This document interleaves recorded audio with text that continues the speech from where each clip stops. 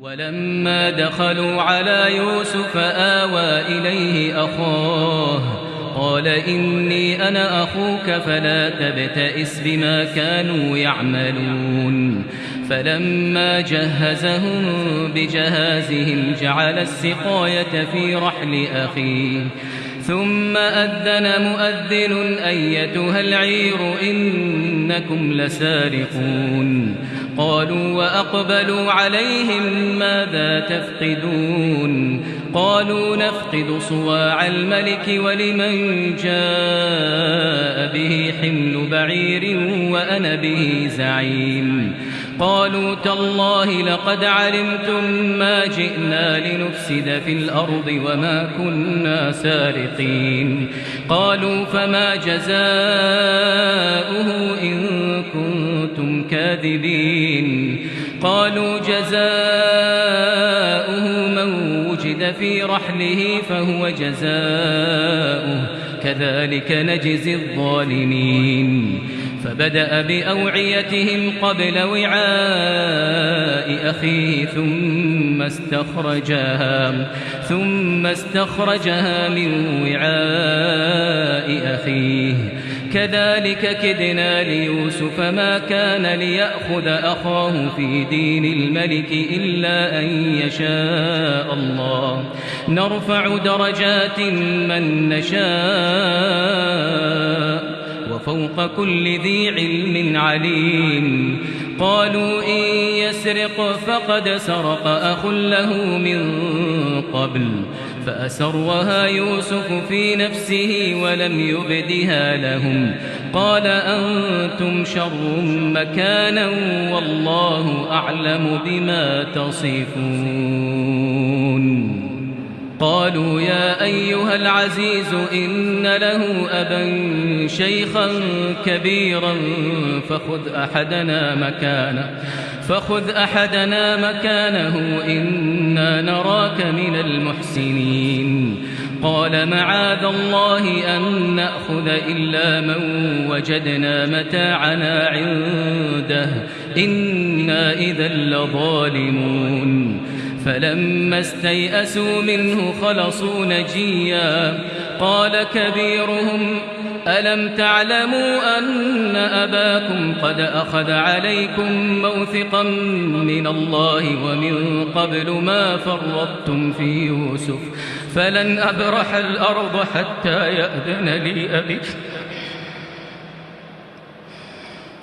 أبرح الأرض حتى يأذن لي أبي أو يحكم الله لي وهو خير الحاكمين ارجعوا إلى أبيكم فقولوا يا أبانا إن ابنك سرق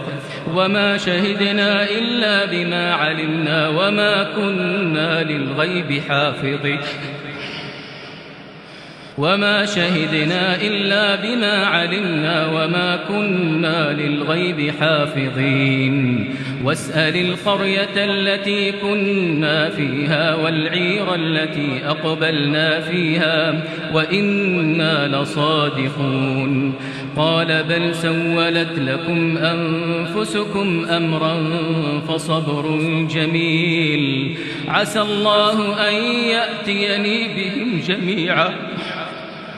عسى الله أن يأتيني بهم جميعا إنه هو العليم الحكيم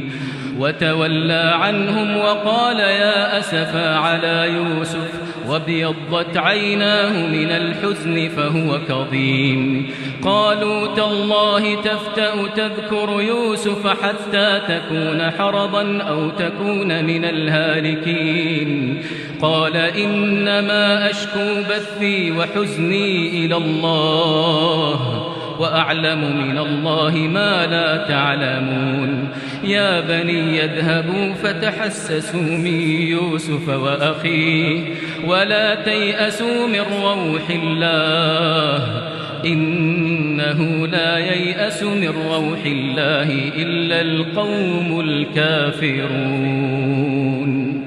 فلما دخلوا عليه قالوا يا أيها العزيز مسنا وأهلنا الضر وجئنا ببضاعة مزجاة فأوف لنا الكيل وتصدق علينا إن الله يجزي المتصدقين قال هل علمتم ما فعلتم بيوسف وأخيه إذ أنتم جاهلون قالوا أئنك لأنت يوسف قال أنا يوسف وهذا أخي قد من الله علينا إنه من يتق ويصبر فإن الله لا يضيع أجر المحسنين قالوا تالله لقد آثرك الله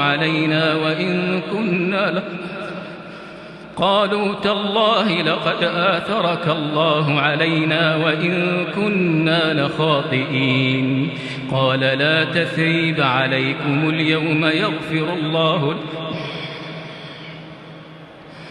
قال لا تثريب عليكم اليوم يغفر الله لكم وهو أرحم الراحمين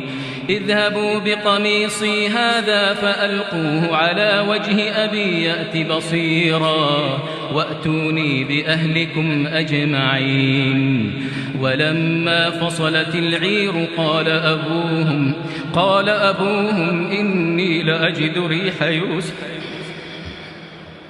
قال أبوهم إني لأجد ريح يوسف لولا أن تفندون قالوا تالله إنك لفي ضلالك القديم فلما أن جاء البشير ألقاه على وجهه فارتد بصيرا قال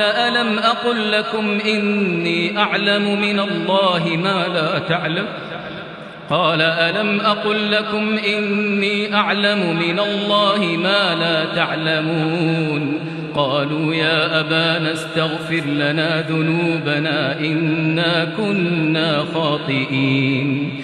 قال سوف أستغفر لكم ربي إنه هو الغفور الرحيم